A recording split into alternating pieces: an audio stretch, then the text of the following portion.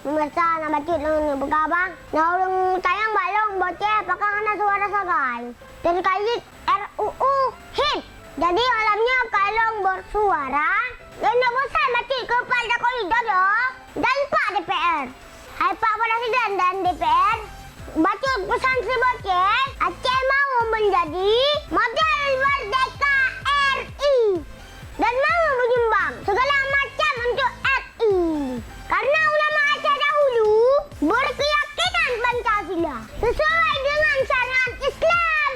Rakyat Aceh mahu berdamai dengan RI dan masih setia pada RKRI.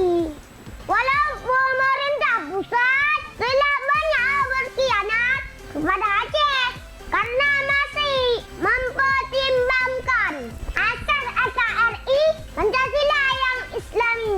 Tetapi bila Pancasila sudah dikotak-katik oleh kaum komunis sehingga Pancasila tidak lagi Islami tetapi Pancasila ala komunis, maka kami bangsa Aceh yang cinta Islam tidak mahu terlibat sebagai bahagian pendukung dari komunis dan juga tidak mahu mati di bawah naungan komunis. Oleh karena itu kami tolak RUU HIP yang menjurus kepada komunisme.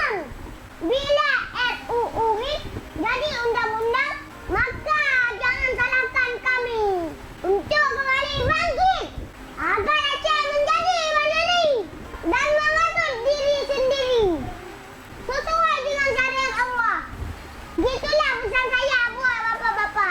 Semoga video ini sampai ke bapa-bapa.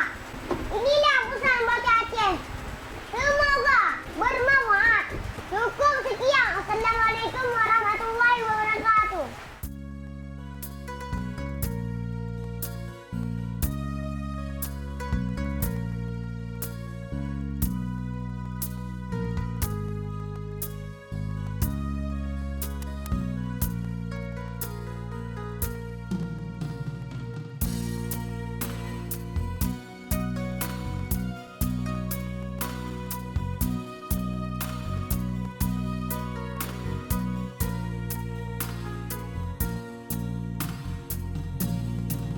Wahidum umat Islam, pakan kata mantang taim, syedara kabe jiprang, lekawan kabe musyrikin.